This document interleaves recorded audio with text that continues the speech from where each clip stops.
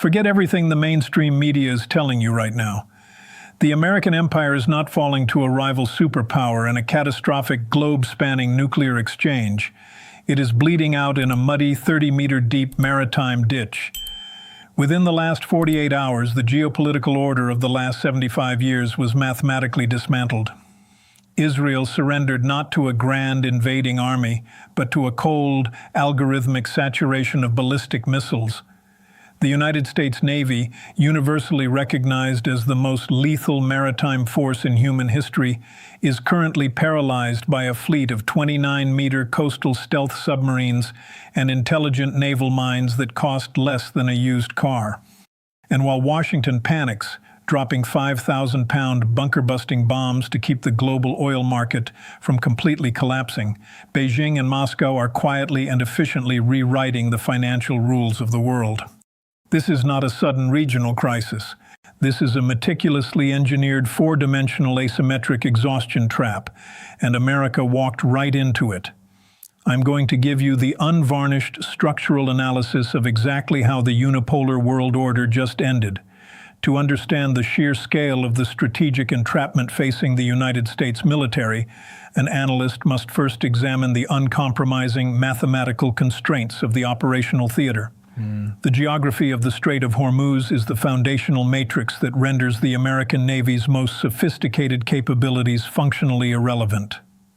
While the strait is 54 kilometers wide at its narrowest point, the actual navigable shipping channels required for commercial and military transit are merely 3 kilometers wide. The average water depth along these critical maritime arteries is approximately 30 meters. When juxtaposed against the primary subsurface assets of the United States, the geographic incompatibility is absolute. American Ohio-class submarines, the absolute apex of Western undersea power projection, are 170 meters long and displace 18,000 tons of water. From a strictly operational standpoint, you cannot physically fit an Ohio-class submarine in water that is 30 meters deep.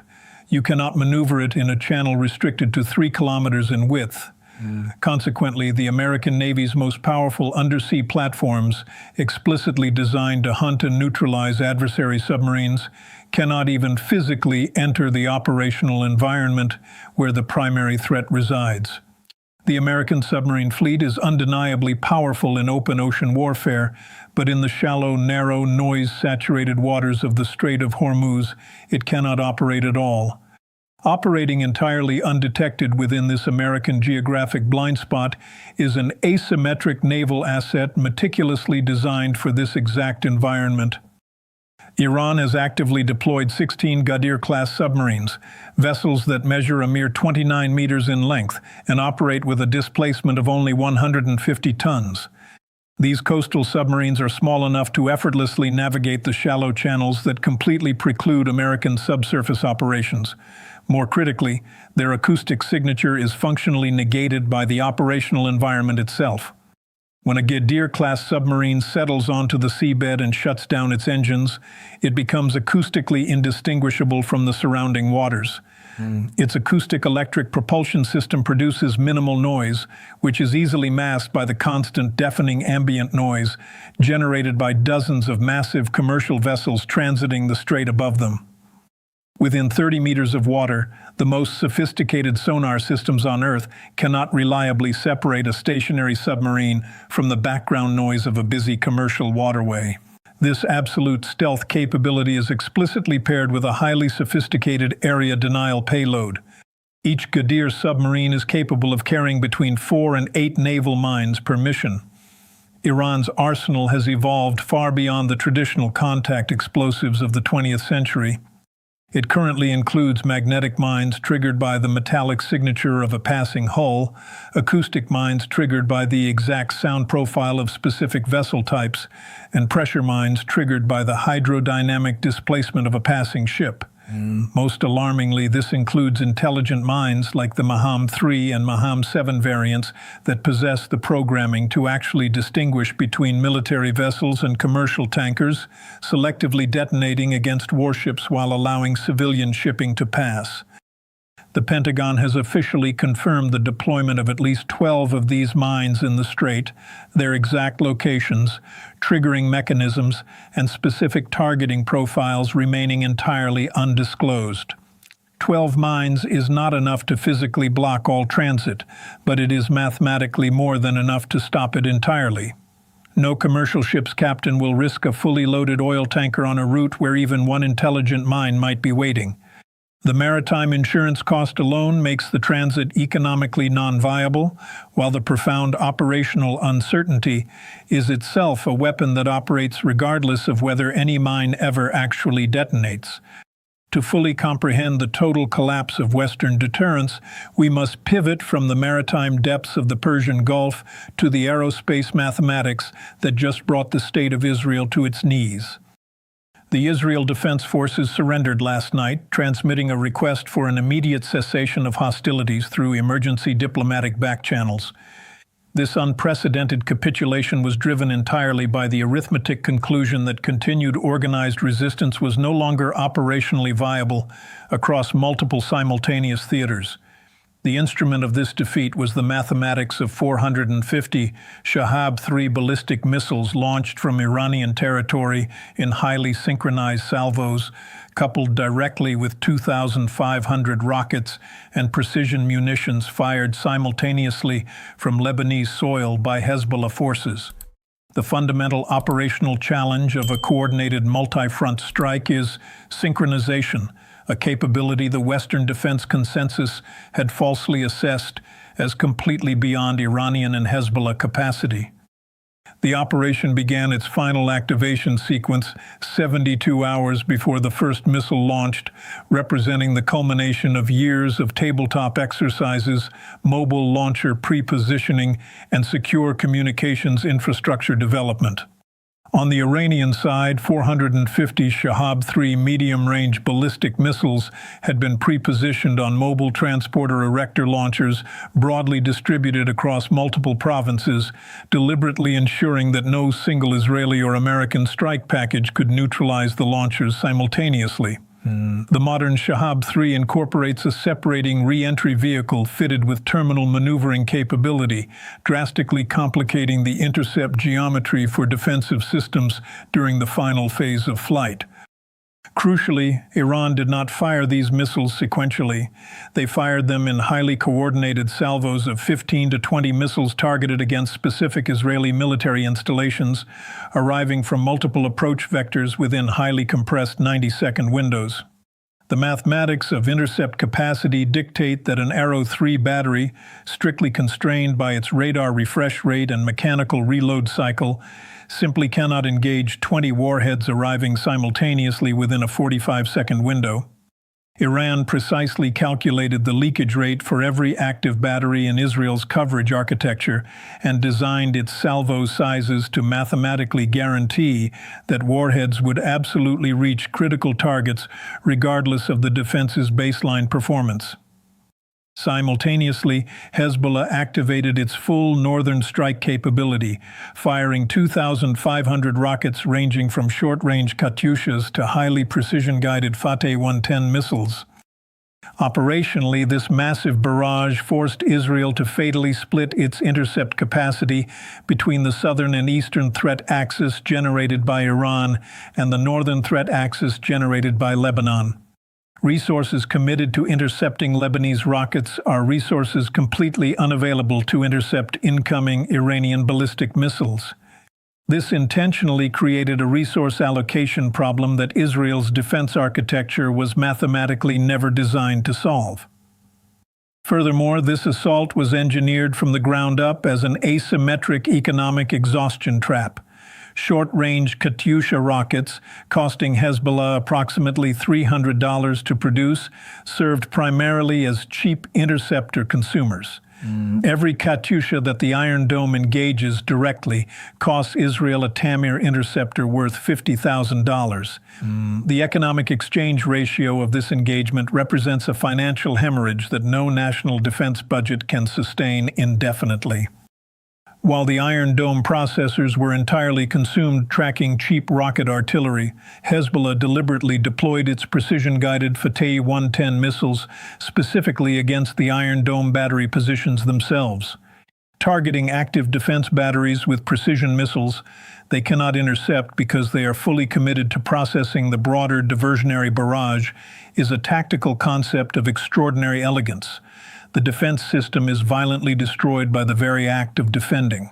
The diversity of the Iranian payloads completely paralyzed the Israeli intercept algorithms. Conventional high-explosive warheads were targeted against hardened military infrastructure and command nodes. Cluster munition warheads, officially comprising approximately 50% of Iran's ballistic deployments, were successfully targeted against airfield surfaces like Nevatim and Ramon. A cluster warhead does not simply destroy a runway in a single impact. After it opens, one single missile instantly becomes 80 separate descending targets scattered across a 10-kilometer dispersal radius. No defense system currently deployed anywhere on Earth possesses the simultaneous tracking and engagement capacity to address that overwhelming volume of submunitions. Additionally, Iran deployed electronic warfare warheads designed to generate massive electromagnetic pulse effects, successfully degrading radar installations and corrupting early warning pictures at the exact moment maximum radar clarity was required. By the 11th minute of the engagement, devastating leakage began reaching Tel Aviv. Arrow 3 batteries had exhausted approximately 70% of their available interceptor inventory, and Iron Dome batteries in the Tel Aviv metropolitan area had completely consumed their ready stocks, falling into perilous reload cycles that left lethal coverage gaps of 4 to 8 minutes. The IDF Air Force was highly degraded by precise strikes against its primary air bases, leaving insufficient serviceable aircraft to generate any meaningful counter-battery sorties. Ground forces on the northern border were actively taking unsustainable casualties fighting Hezbollah's elite Radwan force, which had aggressively crossed into Israeli territory under the heavy cover of the rocket barrage. Confronted with depleted air defenses, a degraded air force, and a continuing ballistic missile threat showing absolutely no signs of exhaustion, Israeli leadership faced a military decision with no favorable branch. They rationally requested a cessation of hostilities under severe duress to preserve whatever military capacity remained. The domestic political reckoning was instantaneous. The governing coalition collapsed within hours, and emergency sessions of the Knesset were desperately called under conditions of extreme physical danger. The deterrence architecture that Israel painstakingly built over 75 years was fundamentally, structurally disrupted in a single night. When Washington received this catastrophic news, the Situation Room quickly realized the standard toolkit of American strategic response was entirely obsolete. To counter the absolute closure of the Strait of Hormuz and reassert dominance, the United States launched Operation Epic Fury, opting for a massive kinetic strike. They deployed B-1 Lancer bombers forward deployed to the United Kingdom, dropping GBU-72 advanced 5,000-pound penetrator bombs.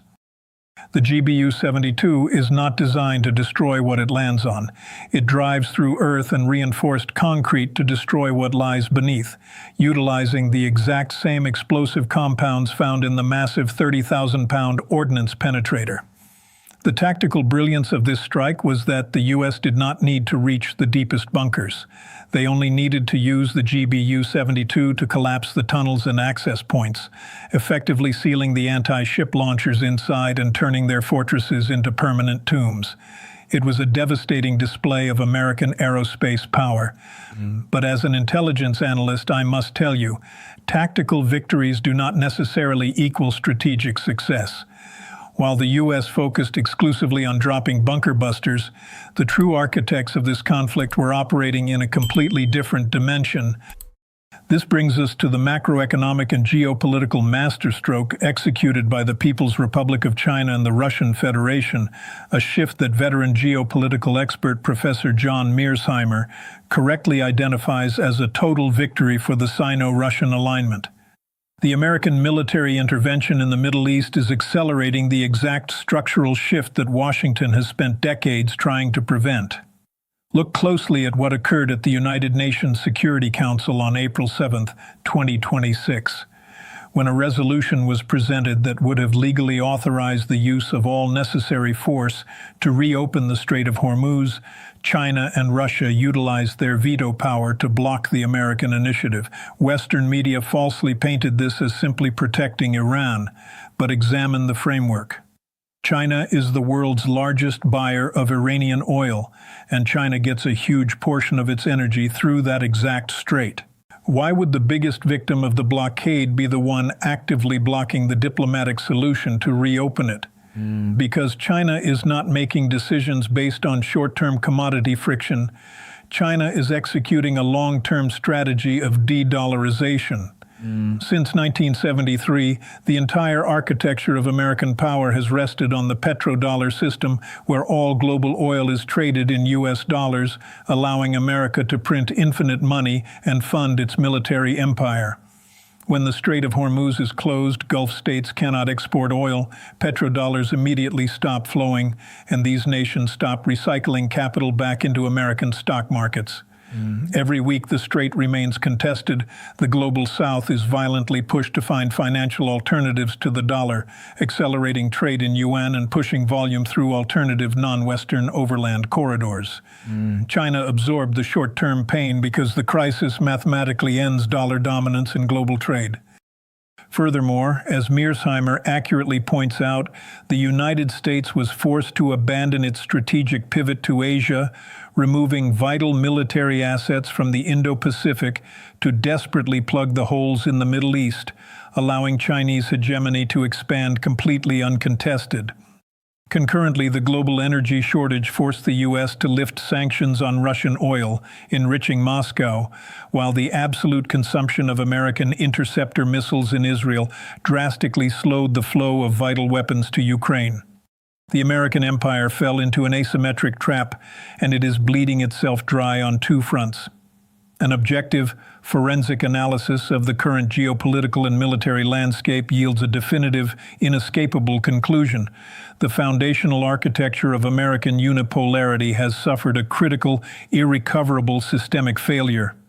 The conflict was not lost due to a sudden lack of technological sophistication, a deficit of political bravado, or sheer military funding. It was decisively lost to the ruthless mathematics of asymmetric warfare, absolute geographic constraints, and catastrophic macroeconomic vulnerability.